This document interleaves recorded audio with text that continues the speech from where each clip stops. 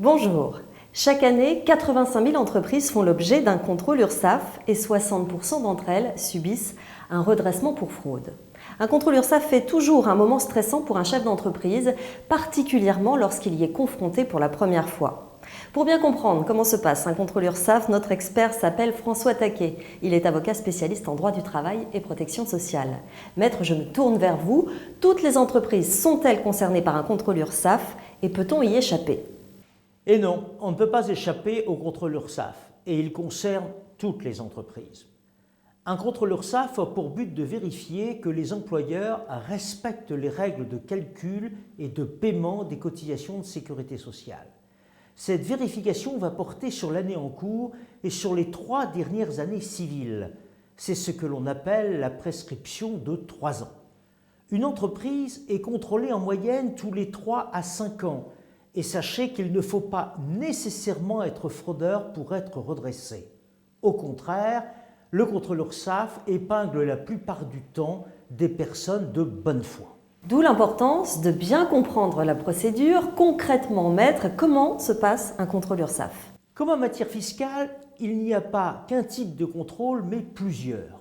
Aux 2 extrémités, on distingue le contrôle sur pièce, où l'organisme demande à l'entreprise l'envoi de documents.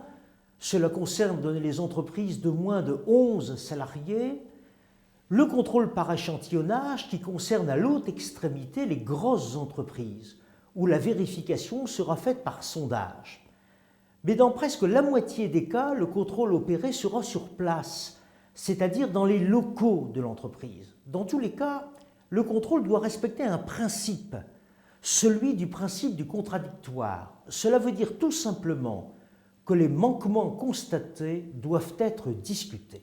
Du coup, quelles sont les étapes incontournables que doivent respecter les URSSAF lors d'un contrôle, maître ? Plusieurs étapes doivent être respectées par l'organisme de recouvrement.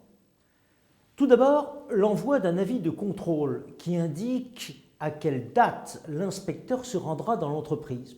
Un délai de 15 jours doit être respecté entre l'envoi de cet avis et le contrôle lui-même. Cet avis indique les pièces à présenter, mentionne la possibilité pour l'employeur de se faire assister d'un conseil et fait référence à la charte du cotisant, qui est un document qui récapitule les droits et devoirs des parties au cours du contrôle. La durée du contrôle varie de quelques jours à plusieurs mois.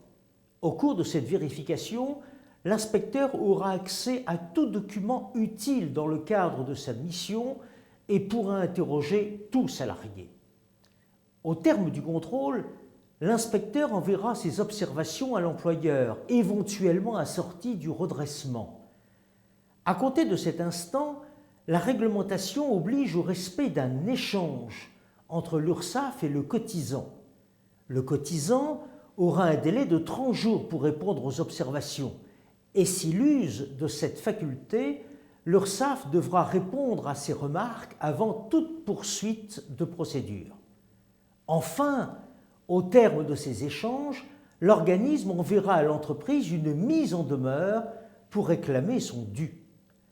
Ce document est certainement le plus important de la procédure puisqu'il fixe le point de départ de tout contentieux. Et quelles sont les erreurs à ne pas commettre ? La première erreur, c'est de ne pas mesurer les risques encourus et ils sont importants. Faites un audit sur les pratiques et mettez en place des procédures qui sécurisent au maximum le respect de vos obligations. La deuxième erreur est de se désintéresser du contrôle pendant la période de vérification. Au contraire, soyez actifs, faites des points réguliers avec votre interlocuteur, répondez à toutes ses questions et transmettez-lui tous les documents qu'il vous demande. Maître, quels conseils donneriez-vous à ceux qui nous regardent ? Ne partez pas vaincu d'avance. Il est possible de contester, qu'il s'agisse des motifs du redressement ou encore du non-respect de la procédure. Et c'est surtout sur ce dernier point qu'il convient d'être vigilant. En effet, les tribunaux sont très stricts sur le déroulement de la procédure de contrôle et de nombreux redressements ont été annulés faute du respect de la procédure par l'URSSAF. Récemment, un tribunal a prononcé la nullité d'un contrôle URSSAF et de la mise en demeure pour un montant de plus de 5 millions d'euros. Sur les conseils de son avocat, l'entreprise a pu démontrer que la procédure n'avait pas été respectée. Merci beaucoup François Taquet. Tous ces conseils et bien d'autres, vous les retrouvez sur le site ledroitpourmoi.fr.